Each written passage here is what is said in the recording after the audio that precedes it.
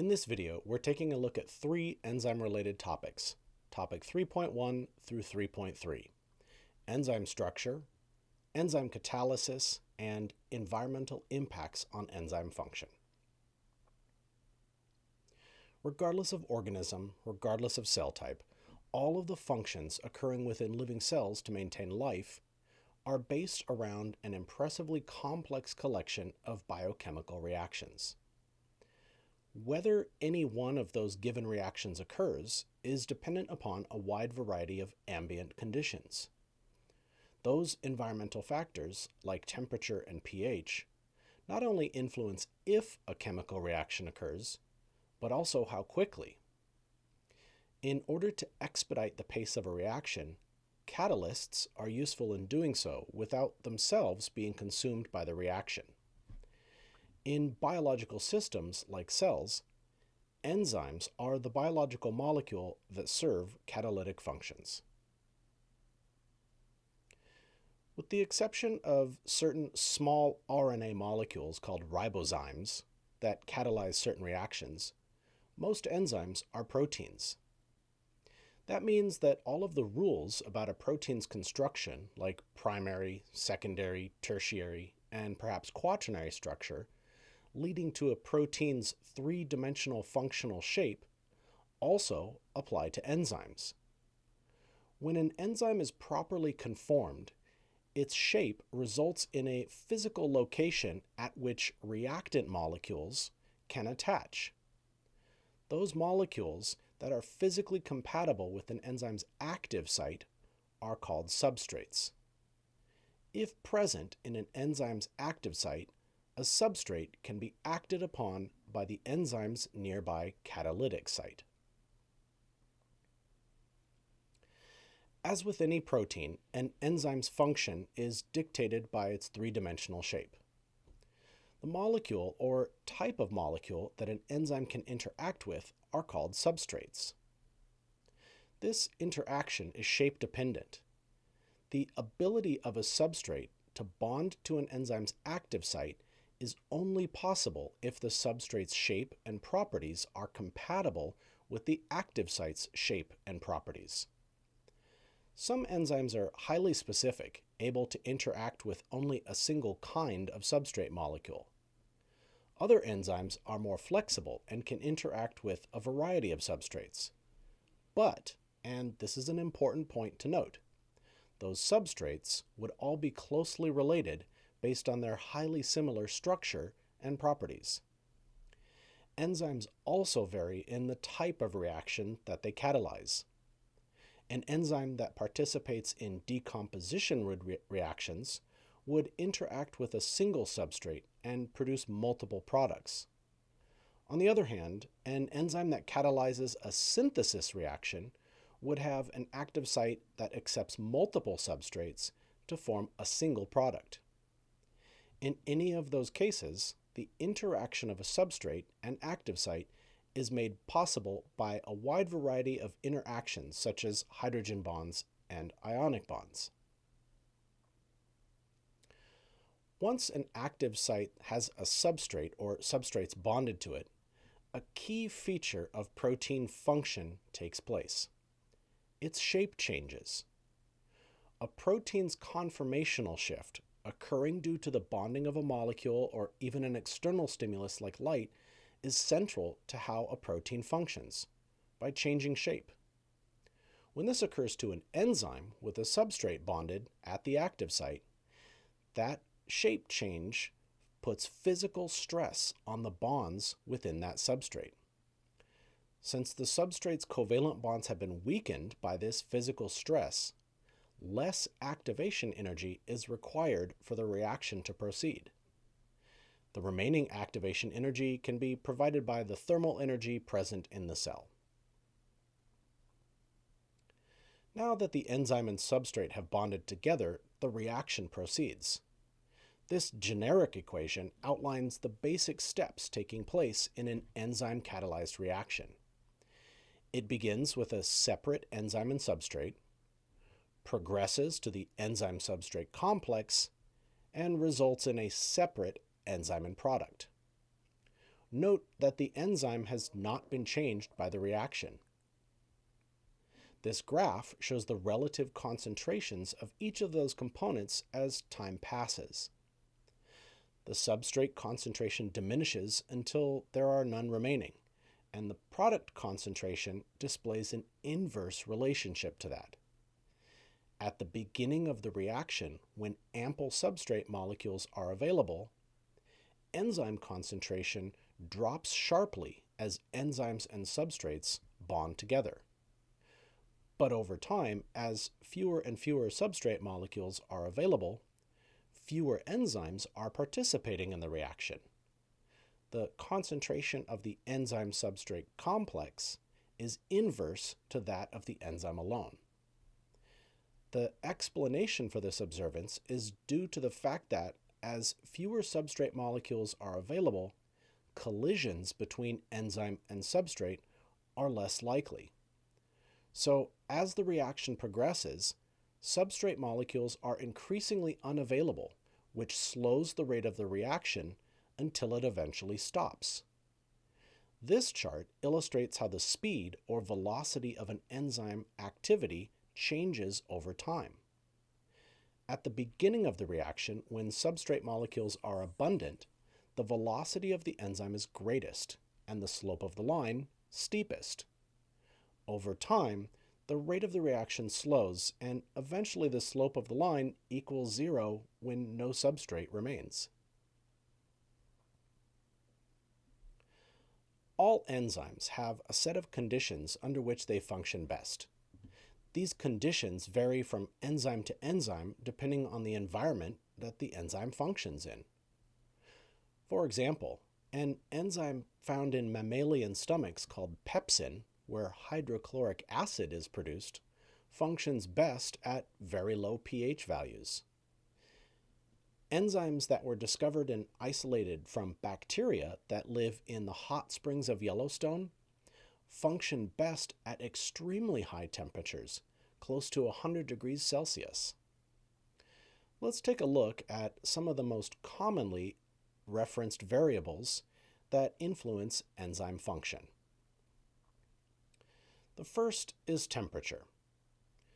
Because an increase in temperature increases molecular motion, collisions between enzyme and substrate are more likely at higher temperatures. However, at a certain point, the temperature is high enough to begin interfering with the enzyme structure by disrupting and breaking the bonds that are maintaining its conformation. As the damage gets worse, the enzyme activity drops off sharply as it becomes denatured, losing its shape entirely. Notice that this graph's x-axis doesn't specify any particular temperatures. The reason for this is because an enzyme's optimal temperature and peak activity would be dependent upon the type of enzyme and organism in which it is found. Another variable that influences enzyme activity is pH. The relative concentration of hydrogen and hydroxide ions in an enzyme's environment contribute to that enzyme's shape. Therefore, altering the concentrations of those ions would result in a change in pH and a change in the enzyme's function. Like the temperature chart, this one doesn't specify any particular pH values because an enzyme's optimal pH is dependent upon the environment in which it functions. The width of the curve of this graph is an indication of how tolerant the enzyme is to a change in pH. A graph like this with a relatively more narrow curve would represent an enzyme that can't handle changes in pH very well, whereas one with a relatively wider curve would represent an enzyme that is more tolerant of pH changes. Another set of variables that influences enzyme function is the concentration of the enzyme and/or substrate themselves. This graph here represents the relative progress of an enzyme-catalyzed reaction with various enzyme and substrate concentrations. The red dataset represents a baseline against which the other scenarios can be compared. When there is twice as much enzyme, the blue dataset, the initial rate of reaction is much faster and all of the available substrate molecules are reacted with in about half the time. With only half of the original enzyme concentration, as represented by the purple dataset, the initial reaction rate is much slower and it takes double the amount of time to react with all of the substrate. When the substrate concentration is doubled, the yellow dataset, the initial reaction rate matches that of the baseline, but because there are twice as many substrate molecules, it takes twice as long for the enzyme to react with them.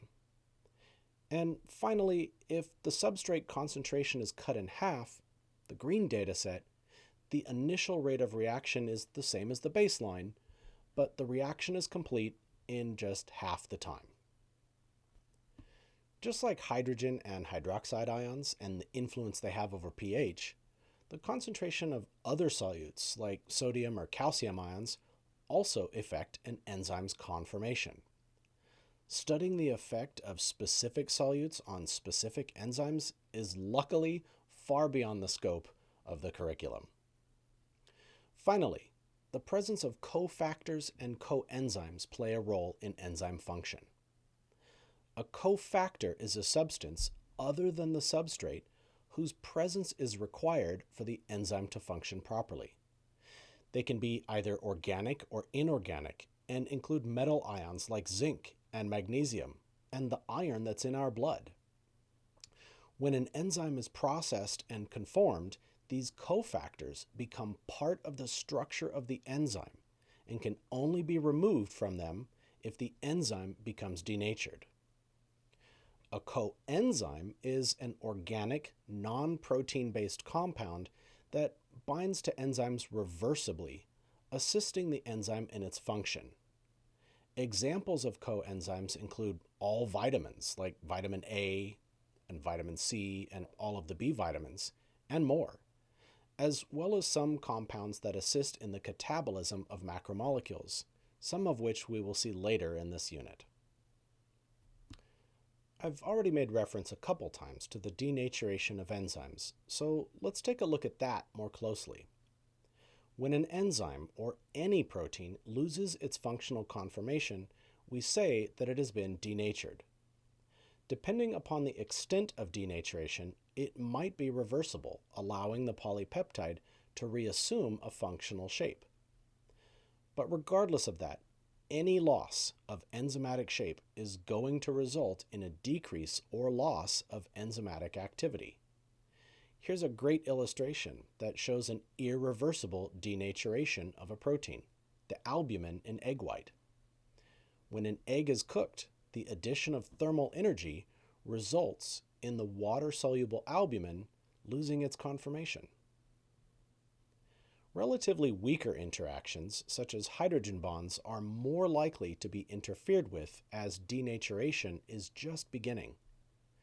As the loss of shape continues, the shape of the active site may be altered or lost, which effectively prevents the enzyme from doing its job. Since many of the interactions resulting in a protein's conformation are the result of things like charge attractions, hydrogen bonds, and hydrophobic interactions, if favorable conditions are reestablished, the protein can reassume a functional shape. But if the extent of denaturation results in the breaking of covalent bonds, for example, then that individual protein will never function again. Some proteins have an additional binding site that is separate from the active site. These enzymes are called allosteric enzymes. Allosteric enzymes rely on a regulatory molecule that binds to the allosteric site, locking the enzyme into a particular conformation. The regulatory molecule, when bound to the enzyme, results in a conformational shift, either activating or deactivating the enzyme. Some regulatory molecules are activators, while others are inhibitors. An enzyme's action can also be halted by blocking its active site. Competitive inhibition involves a molecule other than the substrate binding to the active site. Because the competitive inhibiting molecule is compatible with the active site, yet won't trigger a chemical reaction, it physically blocks the substrate from accessing the active site. Non-competitive inhibition is a form of allosteric regulation. It occurs when a molecule binds to an enzyme somewhere other than the active site. This results in a conformational change to the enzyme deforming its active site. Individual biochemical reactions are just portions of much larger, longer, complex metabolic pathways. These pathways involve a series of enzymes that function in a relay race fashion. Products of the first reaction in a pathway are passed off to the second enzyme, which carries out another reaction, creating a new product that is transferred yet again to another enzyme. Many metabolic pathways are branched, rather than the linear model shown here. This makes it possible for a single precursor molecule to act as a starting point for a variety of end products. But in this example, we see the precursor molecule, an amino acid called threonine, participating in a metabolic pathway that ultimately yields an end product called isoleucine, another amino acid. In order to prevent a cell from consuming all of its threonine in this pathway and producing an unnecessarily excessive amount of isoleucine, feedback inhibition can halt the pathway at its beginning. Isoleucine, the end product, reversibly binds to the allosteric site of the first enzyme in the pathway. This results in a change to that enzyme's conformation, preventing the initial reaction in the metabolic pathway from occurring. Let's take a look at an animation from a student at the University of Illinois that will summarize this process. Our cells are amazing molecular machines. Every day, they convert food into energy, such as ATP, that drives the millions of biochemical processes necessary for keeping us alive. The pathways used to convert substrates, such as glucose, into products are collectively referred to as metabolic pathways. The drivers of these metabolic pathways are enzymes. Enzymes are usually proteins that work to assist chemical reactions by building or breaking down molecules. However, enzymes don't drive reactions at a constant rate. The rate of reaction can speed up, slow down, or stop completely according to the cell's needs. This process is analogous to an assembly line where raw materials are converted into products. The assembly line must be monitored to ensure that the supply of products does not exceed demand. If products are being created at a rate that is faster than they can be used, both resources and products are being wasted. The assembly line can produce at a slower rate or stop completely to prevent waste. In cells, this process is called feedback inhibition. Feedback inhibition is achieved through a process called allosteric regulation and plays an important role in many metabolic pathways. Enzymes have a unique area called the active site where substrates can bind. Enzymes that can be regulated have an additional area called the allosteric site. Downstream products can bind to this regulatory site, causing the enzyme to change shape and prevent it from binding with its substrates. This causes the entire pathway to halt, and new products are no longer formed. Conversely, when the amount of downstream product gets too low, the enzymes interact with their usual substrates and begin forming products again. Feedback inhibition plays a critical role in preventing cells from wasting resources and energy. Mutated enzymes that do not respond to allosteric regulation have been linked to disease states such as cancer. Many processes in our bodies rely on feedback inhibition to keep everything running smoothly and efficiently, maintaining homeostasis.